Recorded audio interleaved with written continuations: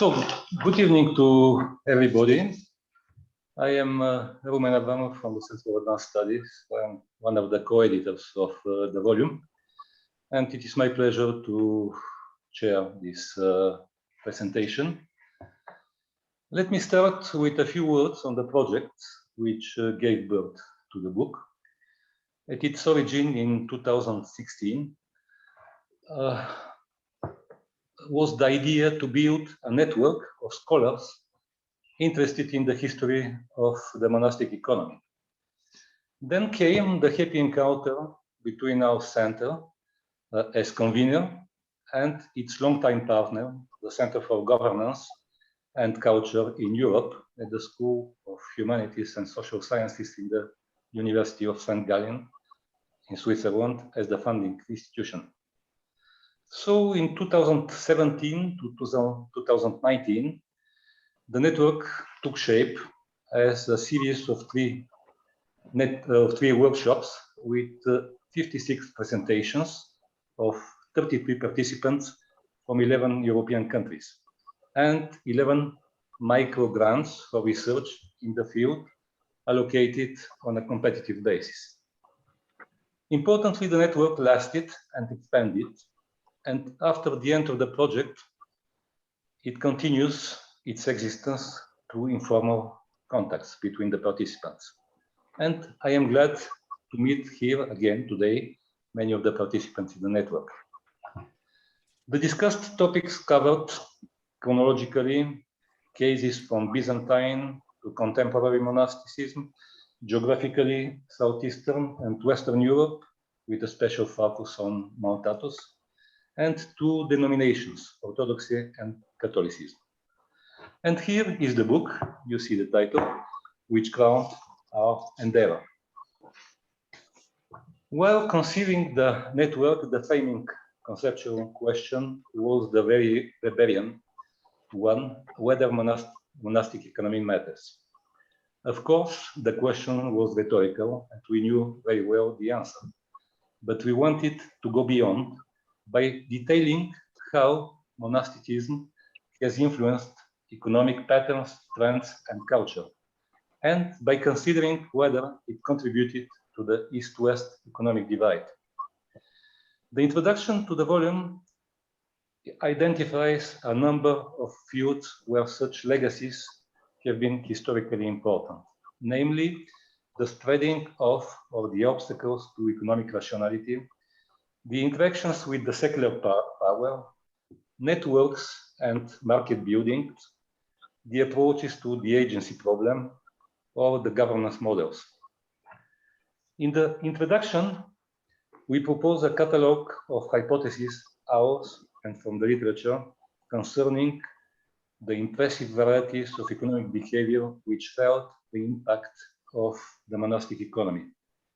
Throughout the book, many of those hypotheses are tested, albeit not always explicitly, on a comparative basis.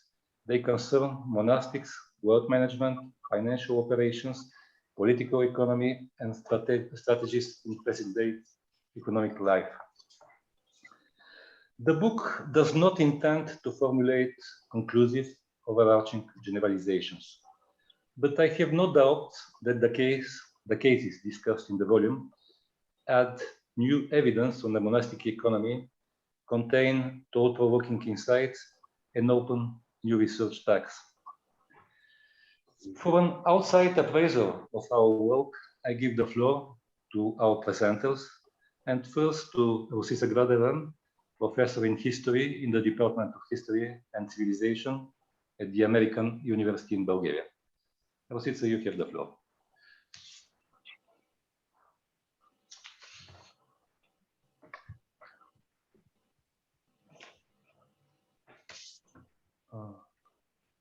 You have to unmute, yes. Yeah, I thought I had them muted. Yes. Apologies. It's, first of all, thank you for inviting me. It's really a pleasure and an honor to be a presenter of this book. I still treasure some memories, both formal and informal, from the meetings. I have some photos. after the formal debates, where we continued the discussions from the formal debates. It was really a pleasure to attend the conferences. Actually, I came to at least two, and then to talk to many of the participants whom I know in various capacities, but mainly professional relations, building into informal friendships. So for me, this is a double pleasure, professional and as a friend to a colleague to the participants in the project. I'm quite happy also to see, for me, this is an important book because it contributes to the vision of monasteries in general. I know that the issue of economy and all aspects of the economic activities of the monasteries have been touched upon. It's not entirely bare ground on which this book appears, but to my knowledge, this is the first book which combines so many different angles, aspects, and views on monastic economy. And in this, I do believe that it's quite a novel contribution to scholarship on monasteries. So far, usually in the Balkans, monasteries are discussed as religious centers, cultural centers, centers of book production, centers of various developments, religious, but rarely as driving forces in a way, or very important contributors to the economy of the region. And not just of Southeast Europe. I apologize, but being a historian of the Ottoman Empire and of the Balkans, that may a bit make my focus too much on the Balkans, but I will try to go beyond that. To this moment, there are publications of sources, there are publications of compounds, for example, on Mount acids. There are some publications of on Meteora or on the Patmos, Rila, Hilandar, Zografu, on the relations between the Ottoman authorities and individual monasteries or groups of monasteries. Particularly interesting are the contributions on the confiscation, which comes into this book prominently. It is quite an important development in the history of monasteries. And more recently, we see also the discussion of the non-Muslim Wakf, in which the monastic economy and the monasteries as such also figure prominently. So the monasteries have not been left outside the interest of the scholars, but I can hardly name a book-sized study of monastic economy on such a scale, both temporarily, that is starting from the Byzantine period, to thematic, and also in terms of space coverage.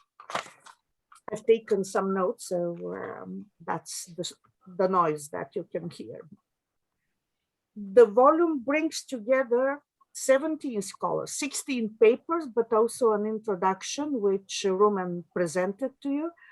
And it's just a selection of all the papers that we heard in these conferences, where the contributions, I mean, from variety of backgrounds, in terms of period, in terms of focus, and from a number of states with professional backgrounds, or professional interest in specific issues, and they show in the presentations that in the books, in the papers that they have submitted and published. All the papers are based on a very solid primary material, which is sometimes in-depth presented. For example, I mean, immediately comes to mind the article of Professor Georgi Lazar, and also of Fokion Kotzageorgis or Sasha Fotic, or sometimes they are more general with more theoretical approach, but you can see that there is a very solid primary material standing behind, which makes the conclusions or the propositions very solid. And here I can immediately name the articles of Lydia Kutovanu, of Elias Kolovos, and of course all the others of Kostas Yekumis. And I was quite interested to read also the papers of the contemporary history of the monastic economy, which is amazing because it brings our contemporary life into the book with the health economy, let's say, and the prominent role of the monasteries in this economy. So the introduction, as Roumen already said, overarches the variety of topics, the period, which is quite an ambitious goal. I must say that it's quite an successful introduction, indeed, with papers which cover Western Europe, but also Mexico, and papers which deal with Byzantine Empire and Wallachia. This is quite a synthetic introduction into all the topics that are covered with, I will not repeat all the issues which they have tried to put as a platform, as a solid base for the papers to bring them together. But I want to mention the very interesting also contributions where you see the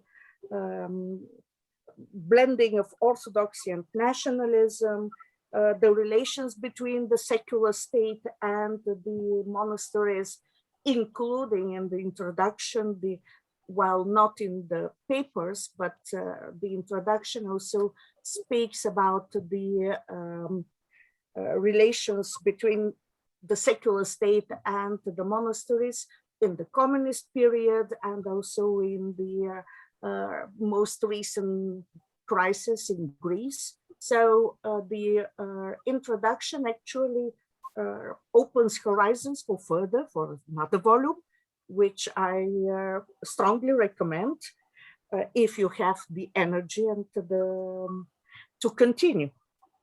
The introduction also justifies, substantiates the structure of the volume, which is all the papers are divided in 5 parts, which, and in the introduction, the authors of the introduction explain the justification of this division into those 5 parts: wealth management, real estate, the flow of funds and governance, the finances, vis-a-vis the secular power, political economy, and the contemporary monasticism.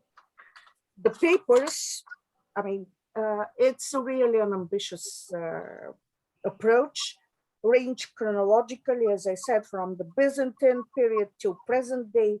Territorially, the focus seems to be Mount Athos, but in some cases it's Mount Athos in Wallachia. Also very interesting are the contributions of about Cyprus, because we see one monastery in one period and then in another period, especially interesting the adaptation of the church to the new conditions of the colonial period and the longing for the Ottoman rule in a way, let's say, partly. The post-Ottoman Bulgaria and the functioning of the monasteries as banks. In Lydia Kotvanu's paper, the monastic landholding across ages, in the paper of Elias Kolovos, which is quite an ambitious task, starting with Byzantine until well into the post-Ottoman, even reaching post-Ottoman period, and drawing comparisons with the practices of confiscation in England, in Tudor's England, in Austria, and other countries of Western Europe. Very interesting are the in-depth studies of one specific institution. For example, you can understand that I was quite interested in reading about the Bulgarian Metochion, and and also about Professor Lazar. I am not sure how to pronounce the name of the Romanian monastery, Nukit, not sure how, but the monastery with its ups and downs, and also about South Albania, where you see different circumstances, but also different personal intervention, how that can influence the welfare of and the well-doing of one monastery. Several chapters analyze the adaptation of the Orthodox monasteries to the Ottoman conquest and rule, but particularly are dealing with the severe blow that was dealt on them by the confiscation. And here we see also again Sasha, Fotic, and Fokion Kotzageorgis. I was also very curious to read about the intervention or the integration of the monasteries in the national struggles. Just side note, in one of the papers I found that on Mount Assus and the Greek banks in Thessaloniki, I found some information about a person that I'm trying, or rather his family, Hadjilazaru, in Thessaloniki, which is quite an, I mean, just one more detail, but which says that I think everyone who is interested in monastic economy in Southeast Europe can find something in those significant contributions. Finally, as I said, I want to pay attention to the two last papers, although I'm not a specialist, as I said, mainly as a consumer, because recently the monastic economy becoming more visible with all the shops that appear. And I was telling Roumen yesterday about some of my favorite shops in Paris, which sell the monastic products. But we see it now, this approach also in Bulgaria, in Greece, if you go to monasteries, but also monasteries which sell their products. So it seems that they are quickly adapting to the new conditions, to the interest of the people in green economy, in healthy food. And this is probably opening new horizons, both for the monasteries, but also for the researchers to continue exploring the adaptation of the monasteries in the contemporary world. And one, again, from my personal perspective, a very interesting topic, that is the attention of Sasha, Fotic, and the Fokion to the some misleading vocabulary in the sources. So the contributions have not just the contribution into the economy, but they also help us understand the documents which we are using. Especially was interesting for me the discussion of the term sale, which appears frequently in the documents and which is sometimes really quite ambiguous. So to conclude, because I think I've been talking a bit too long, to conclude, I think that the volume is really an event in our small field or larger field, both of historians, economic history, but also regional history, in the history of the specific field of monastic economy, also the history of monasteries, not only history, but also the contemporary life of monasteries, the, well, all the challenges that monasteries have gone through, and the sometimes very interesting adaptation that they live through. I strongly recommend this volume to everybody who has even a vague interest in the history of the church, history of monasteries, history of the region, especially also with bringing in the comparative aspect. Comparison with the Western practices, which sometimes diverge, but sometimes converge with those in our region. Well, thank you very much. I should leave something for the other presenter. Thank you, Rosie. Thank you very much for your very careful reading of the book and precise and thorough presentation of the book. Thank you. And now I give the floor to Professor Kostis Smirlis, who is a professor at the Institute for Historical Research at the National Hellenic Research Foundation. He is our second invited presenter of the book. So you have the floor, Kostis. Yeah, thank you, Roumen, and thank you for this invitation. Of course, this reminds me of our meeting last pre-COVID meeting where I participated in one of your conferences, which was a really wonderful experience, both scholarly and from a friendly point of view. I think Rosita has done a lot of work for me. I don't have to say much about the content of the book describe the book. I also find it a fascinating book. It's a fascinating collection of rich papers. Obviously, the topic is enormous, and no book can propose to cover it entirely. What I want to really it's commendable for being truly interdisciplinary, and for its diachronical approach to the topic, from the Middle Ages to the 21st century.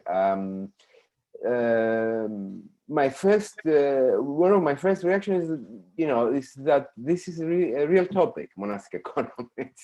It is a topic, freestanding, let's say, and I think this book contributes greatly to establishing this as an established topic, especially with regard to the East, the Eastern Christianity, in particular under the Ottomans and under the nation state. So I'm just gonna, I wanted just to discuss, share with you certain points that struck me, that I found particularly interesting while reading the chapters of the book. The first that I noticed, that I thought of, is that is unity in difference. Like a volume, studies numerous cases of monasteries, and from Cyprus to the Netherlands, and from Spain to Romania, and not to speak about the Americas, Catholic and Orthodox, nunneries, male monasteries. Huge variety, and huge variety of economic strategies and types of incomes, expenditure. But still, there is a strong unifying element that keeps everything together, and this I found quite striking. So it remains still recognizably one institution. This goes confirms what I was saying earlier, that this is a true topic. And I think this phenomenon highlights the role of tradition and the role of Christian ideology, which are paramount in the case of monastery. We should always think of that. Another point has to do with economic mentality. It is clear that the books what the book is about is not all monasteries, is the large and relatively wealthy monasteries. We're not talking about hermitages, we're not talking about modest family monasteries or with 3 monks. So what is obvious in all these cases is that there never existed any dilemma between wealth and poverty for these monasteries. The monks, their leaders, in reality, they embraced wealth without any hesitation, because wealth was needed to feed a numerous community and to maintain a splendid religious and residential infrastructure. They had monasteries were meant to be like palaces, really. For a number of reasons. So this said, and I think a lot of studies make this clear, is that it's vain to look for capitalist or proto-capitalist behavior in the monasteries, or to say that they were profit-oriented businesses, even though they did seek profit and they were welcoming it when they had it. So I think the approach was, and again, this is seen in many of the papers, the approach was conservative economically, and their aim was continuity, longevity, in which they were overall remarkably successful. And this conservative mentality explains their emphasis on land acquisition in the pre-modern times, or on stocks in the 20th century. We saw it's the same in the end mentality. Another point, and this has been touched upon by, of course, Rositsa, is the importance of the state, which is also discussed in the introduction, and there's a whole section. And I think this is an enormous topic when we're talking about the material welfare, the material aspects of the monastery, because the state is hugely important. And much has been written about monasteries and the state, monasteries and the emperor in the Byzantine period. It's not fully covered, but there is a literature there. Because basically, the monasteries were very, very important for the central government, for the emperor in Byzantium. They were as an essential part of imperial legitimacy. The monks had to approve the emperor, they had to pray for him, and they were imperial servants. They offered substantial real services in the field of sovereignty, claiming territory for the emperor, and in the field of economy and defense. They actively defended, they actively developed areas in which they had property. So they were such an important element of Byzantine rule. The thing, so what happens next,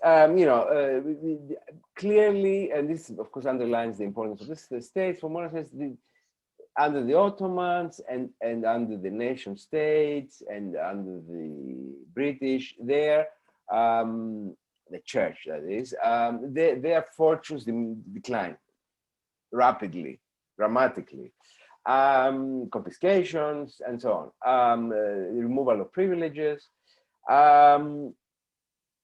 So this underlines the importance of state, and this was to be expected. But what I find nevertheless, again, fascinating is that finally, both under the Ottomans, under the nation state, under the British in Cyprus, the monasteries were generally allowed to exist and in the end to thrive.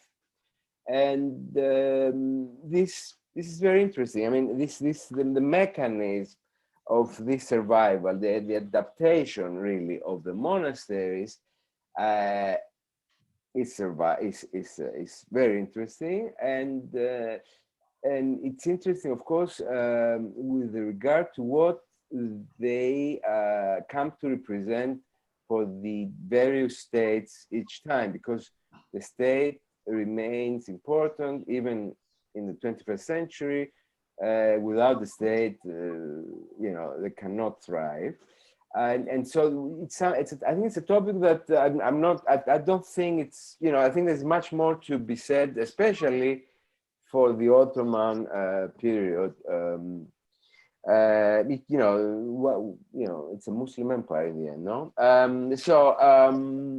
Final fourth point I wanted to make is that I found exciting regards again, something we discussed in the introduction, the networks and the role of monasteries as intermediaries between local communities and centers of wealth and power. I mean, I think pre-modern, I think this is considered in several studies, pre-modern monasteries are essential nodes for the redistribution of wealth in the countryside, done in a variety of ways. Investments, they build things, they buy things, and through loans to the farmers, which we don't see all that well, but it's happening.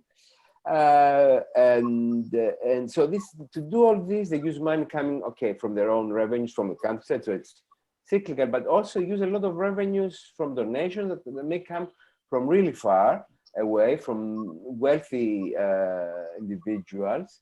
So it's an important way of redistribution of wealth. And of course, for care, the assistance they offer to communities to their hospitals on occasion. So and another essential role they play in this as nodes of networks is their role in the transfer of knowledge. You have educated, well-connected monks who link countrysides, peasants, with faraway centers of culture and innovation. I think this is very important up until recently, and I think these are all matters that are still much fruitful research can be conducted in. And so these are the topics that really struck me when reading this book, and I think this is a truly inspiring book, and I would like to again congratulate all contributors and the editor. Thank you. Thank you, Kostis, for your presentation, for your conceptualization of many of the messages, even for some messages which are implicit in the text, but you have gathered messages from different texts, and you have formulated them in a very clear way. So now let me give the floor to my fellow co-editors for short interventions before opening the floor for the discussion. I just want to say that it was a wonderful cooperation between us, the four co-editors. It was really a wonderful experience, a friendly experience, and experience of very effective work on the volume. So Elias, you are the first. Please. Thank you. I will just say a few words. First of all, I would like to thank Roumen. He was, the leader of all this. It was his project, and he actually created a challenge for us, for the other of us, and all the very valuable contributors in the volume.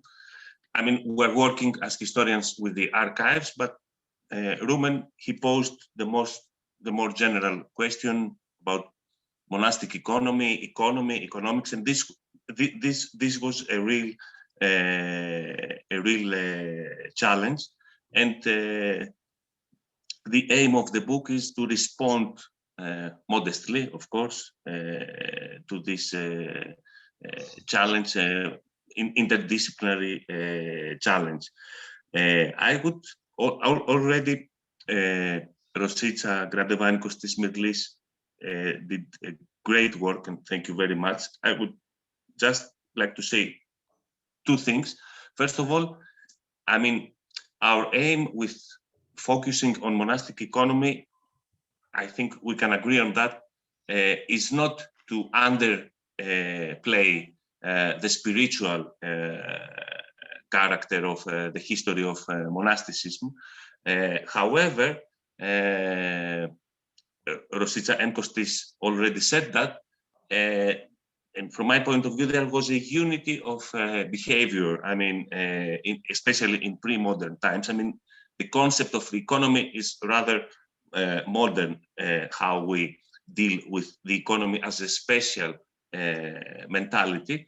From our work in the sources and from our theoretical points of view, I think we can see that the monks, of course, they behaved both as spiritual persons and as looking to accommodate their survival in so many different situations. And as Kostis especially pointed out, monastic economy, especially during Byzantine times and early Ottoman times, really mattered for the state. Things has changed, and I think it's really interesting to read the last chapters about contemporary monasticism.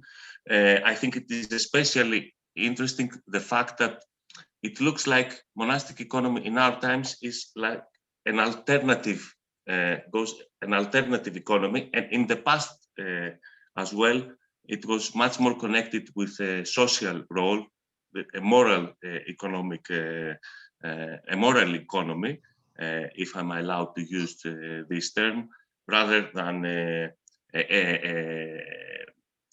capitalist enterprises. This is, of course, the point of view of the East.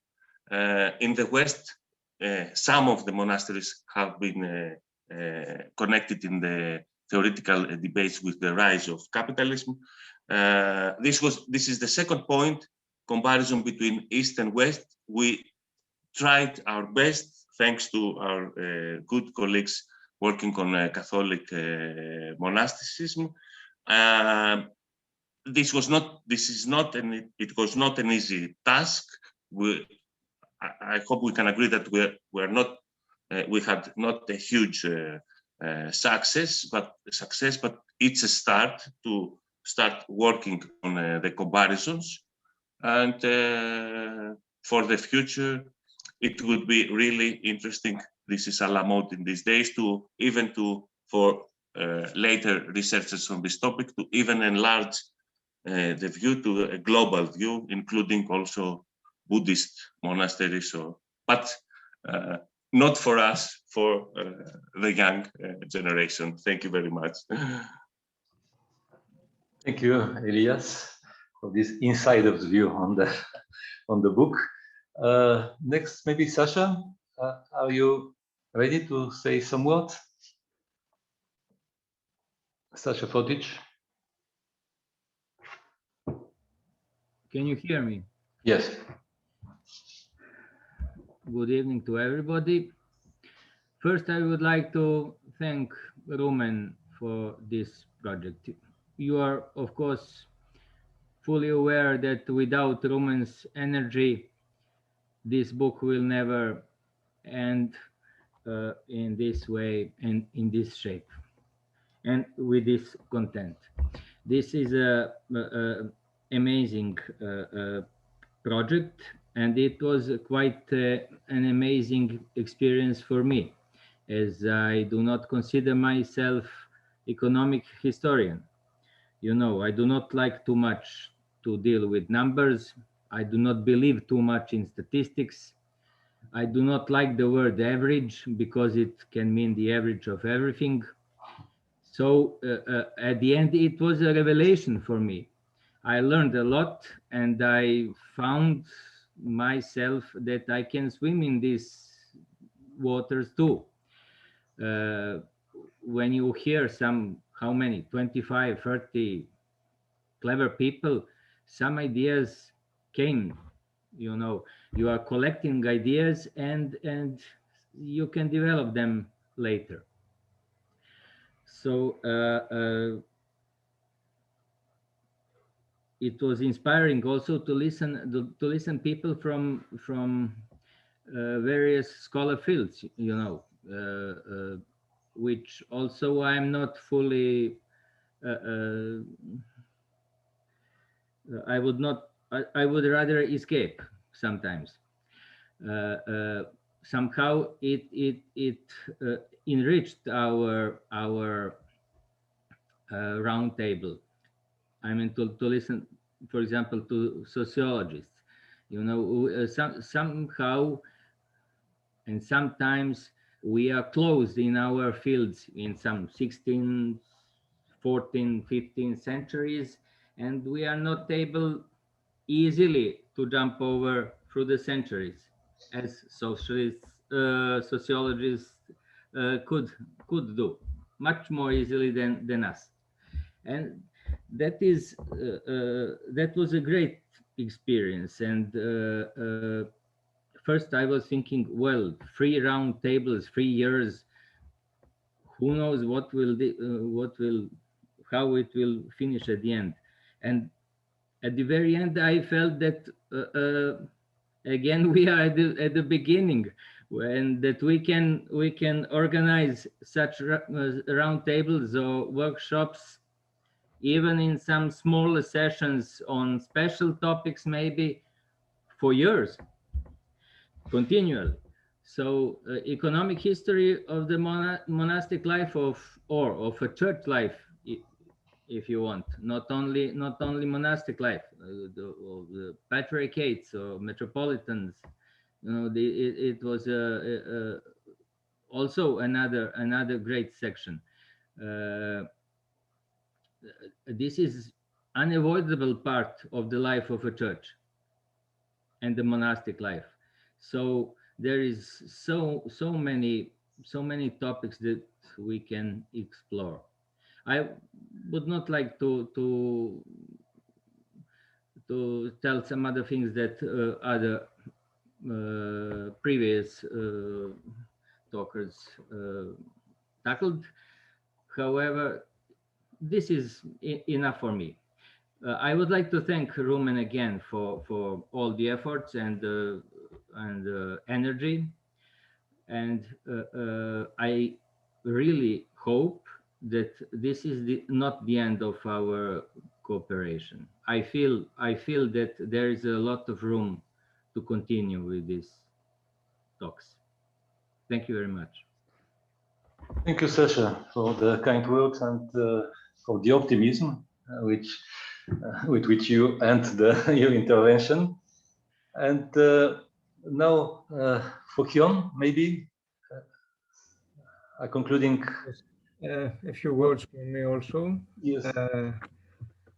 Thank you, all of you, and the presenters and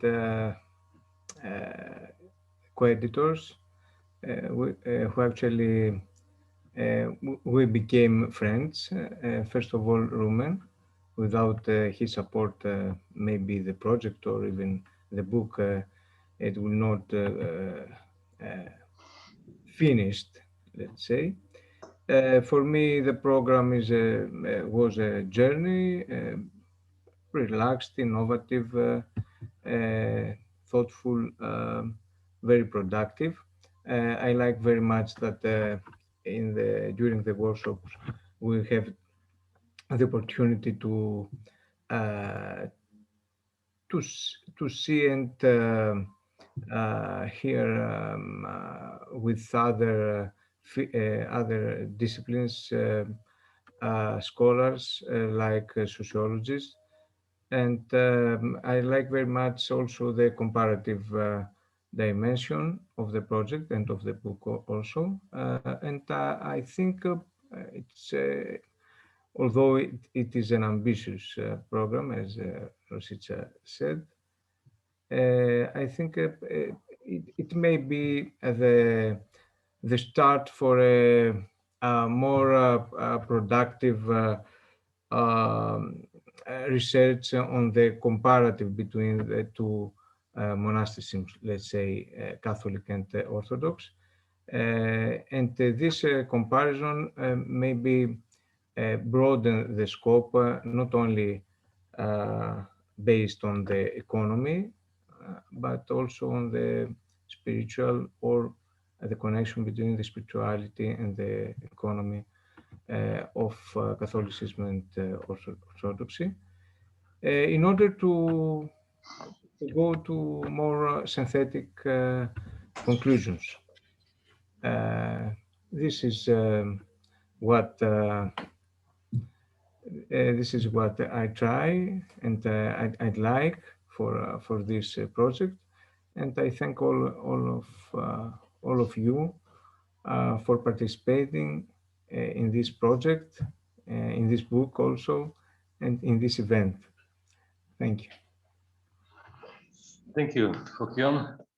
And of course, I join you in thanking all the participants and, of course, our small team of co-editors.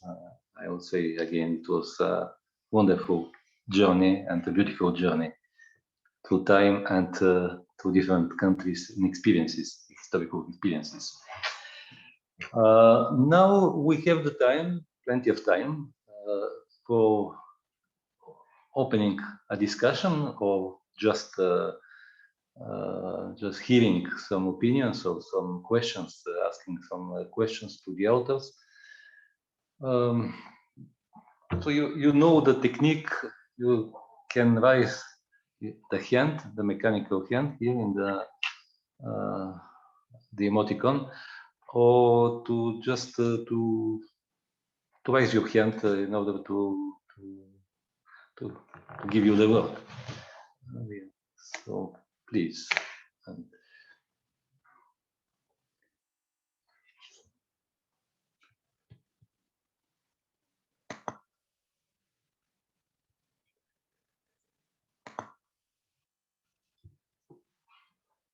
Grigor, yes, Grigor Boykov. And then let me be the first one to start. Okay, thank you. Let me find out how to word this hand. Okay. Well, first of all, thank you guys for putting together the volume. I wish I start with a praise for Roumen, and I wish the three of your co-editors don't see it as disrespect to their work. On the contrary, you know, Elias, Fokion, and Sasha, you guys are big. But I wish I start with the praise, because I had the chance to witness the beginning of this project, And I remember clearly the talks that we had with Roumen, and how, I mean, in a way, I witnessed the beginning. Okay, but that beginning wasn't decades ago. It was several years ago only. Right. And yeah, so that is the praise that goes to you. I mean, that's one of your miraculous abilities, that once again you demonstrate how you can start something from scratch, you know, build it up, gather the people, gather the sources, gather what's necessary, and put it into a product. And that's really, I really admire your particular ability of doing that. But I would also like to naturally point to CAS as an institution, because I think CAS is very important in terms of there's hardly any other Bulgarian institution that could have allowed or could have facilitated this project to happen in the way CAS did. So really well done. And what I particularly dislike is the way you speak about the journey being over. In a way, there's this tone that, you know, we reached the point. I hope, as you all anticipated, that this is a beginning of a much larger enterprise that will continue for many years to come. And, you know, you and other people's important contributions will broaden our understanding of, you know, this, not only the economy, but generally the monastic reality of the Byzantine and Ottoman period that you focused on. And if you allow me to address several issues that I see pressingly important that should be dealt with in the future, is if we want to reach really the synthetic conclusions that Fokion is talking about, that are based on as much as Sasha would dislike that, but that are based on solid quantitative ground, we would need to go for at least two things that come to my mind that I see right now. We definitely need a comprehensive prosopographical database for the Byzantine and Ottoman period. And that's it's an enormous task, I understand, but okay, for the Byzantine part is what has been done. And there is a project that makes promises that could deliver that. So we'll see in the future whether the project would deliver that. This is a recent project by Zachary Chitwood in Mainz. But we need to think what to do with the Ottoman period, you know, more carefully, because all people who work with those documents know the difficulties. And the second thing is the much closer spatial approach to the sources. And I would like to point to the paper of Dimitris in this volume, who has begun an important opening in this respect, and we should continue in this direction. So these are my general considerations that I wanted to share with you. But otherwise, well done, guys. Excellent. Great job, as always. Thank you. Thank you, Grigor.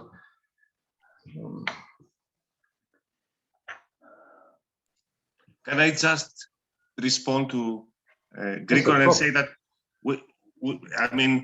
that was the end of this particular journey, but you know, there's plenty of room for research, and Grigor is entering the film of monastic studies as well, considering archival work, and we're looking forward to his theoretical approach as well, because when you deal with the sources, as a very good historian he is, you have also to develop a theory, and certainly these are very important points he makes, and we're looking forward to you, Grigor. That's great. For the prosopography, Zachary, a colleague of Zachary Chitwood, Vanessa, I apologize, I don't remember her surname, has written to me that she has started the prosopographical research for the Ottoman period of Athonite monasticism. So this is very important, as you correctly pointed out, and it would be excellent to continue the great work the Byzantinists did for the Ottoman times as well. But as you know from Zographou, and the archives are huge, really huge, especially on Mount Athos and other monasteries as well. Elias, if you want me one follow-up, they only deal with the period up to 1500 or 1550, I think they extended. And the Ottoman period ends with the 20th century. So, you know, they will not do it. Somebody else should do it. They could start though.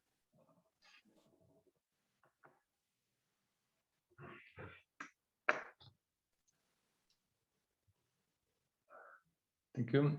Maria? Yes. Hello, everyone, and thank you very much for organizing and staging all of the events that were part of the bigger project that Roumen has launched. And thank you, everybody, for and the co-editors and the participants of this present volume for being so persistent to come to this result as it is right now. Really, I admire your work, and as much as the monastic economy, as everybody has already pointed out, matters a lot, and it's no doubt any longer. I think we should also, and these points have been raised again from previous people who were talking, that the economy doesn't include only monetary transactions or whatever wealth that was concerned in the economy, if we speak of economy at that time at all. Well, the economic mentality most probably also included the distribution of the wealth and everything that was accumulated or preserved by the monasteries as well. So we should be definitely thinking also about the redistribution or distribution of the wealth that the monasteries were gathering. And this also has to be willed together with all the cultural activities that the monasteries were keeping at that time. So as already pointed out several times and several occasions, this project only opens up new doors and new vistas for further research, which I hope that you will continue doing, because there is a lot to be done. Although the documents that we are working on from the Ottoman era themselves, then they kind of impose the economic aspect of the monasteries.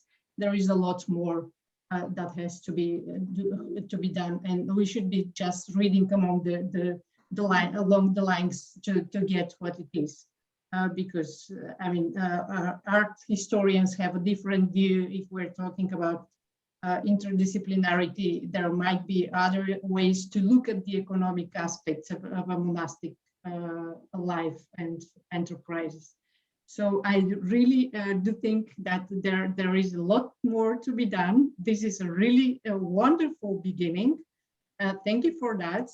And I wish that you have the energy as well to continue working in the same vein. Thank you very much. Thank you, Maria.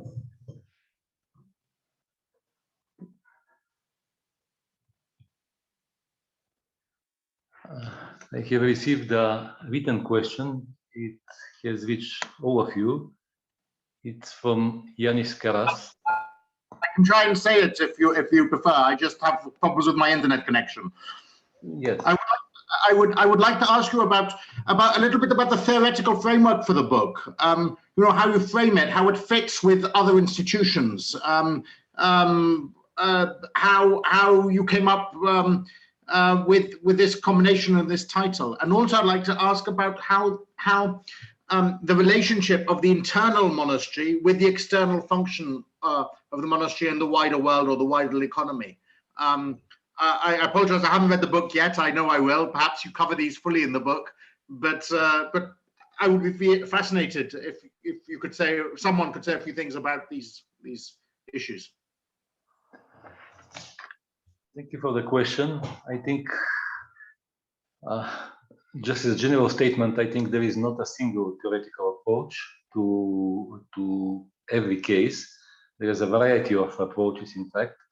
And if we take just the economic point of view, it's maybe the ground is the institutionalist approach to the monasteries. I think I mean the institutionalist school in economic thinking, which fits better probably the study of the historical phenomenon, and in particular the political economy of the monasteries and their links and conflicts with secular power, for example.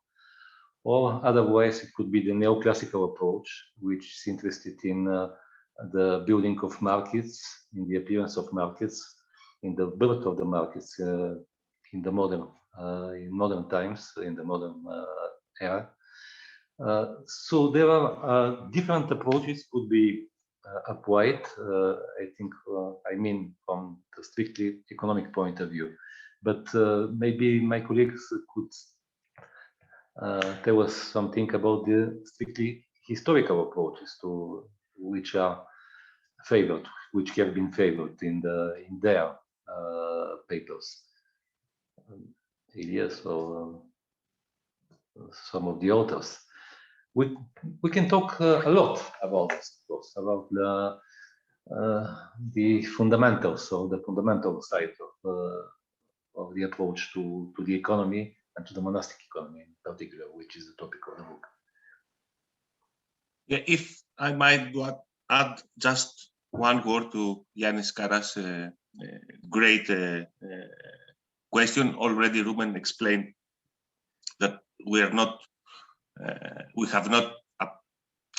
selected a very particular theoretical approach from the side of the economics. I would just like to remind you this old by now work from the 70s, the Sacred Trust by economists on the economics of the Catholic Church, with the monasteries somehow as franchise units of the big guys.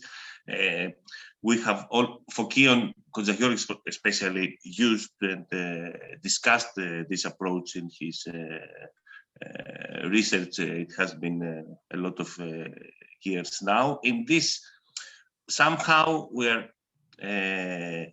continuing to discuss along these lines, but our focus was mostly on the Eastern Orthodoxy, and we are not economists, most of us per se, to restrict ourselves to the theoretical question. So it's just an open discussion. We have not. I mean, at the end, we in this book we are not showing that the monasteries were, only enterprises of some particular nature, and that, if I might add this to the discussion. But Fokion maybe can say more. Okay, thank you. Thank you for the question, Yanis Karas. It's a huge question and very, very important, of course. One word I'd like to say, that it depends on the political authority and the state in which the monastery is or was every time.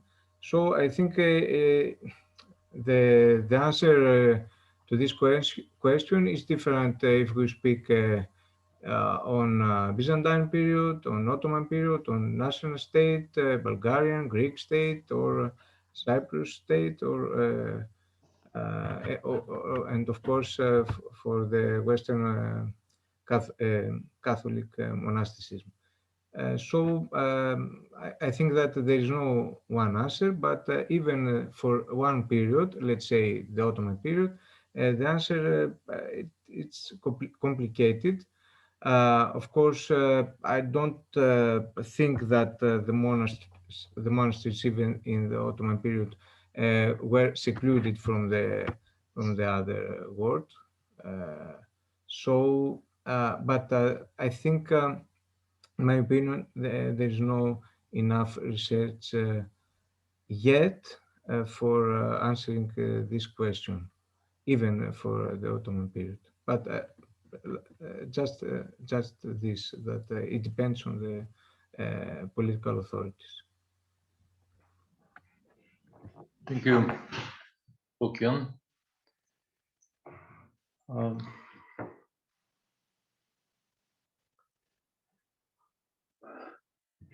Maybe some other remarks or questions?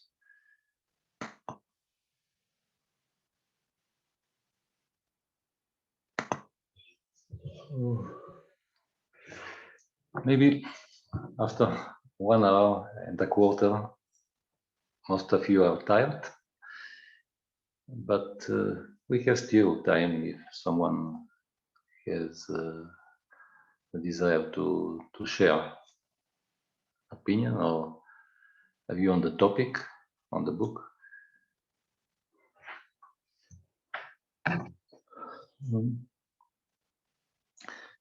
It seems that there are no candidates for the time being.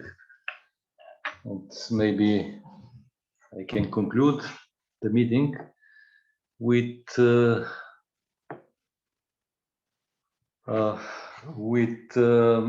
feeling that most of you shared with us, that this is not the end, but just the beginning for further research in the topic. We have contributed to the establishment of this topic, to have a sustainable platform for this topic, I think, with this book. And I am sure that the contacts which were established within the network will continue informally, and the network itself will expand also in an informal way. The attendance to these events is telling, and it's promising, I think, with almost 35, 40 people attending the book launch. So I'm optimistic that those issues will still be researched, not only by this community, this small community of researchers, but also by other researchers who will be attracted by the topic. And in concluding, let me also say a couple of words of gratitude to my colleagues in CAS, because CAS was the home of the project. It was the institution where the project was conceived and organized. And of course, I would like to thank Diana as the director of CAS, and Dimitar Dimov, who was the enormously efficient organizer of the huge workshops we had during the 3 workshops we have.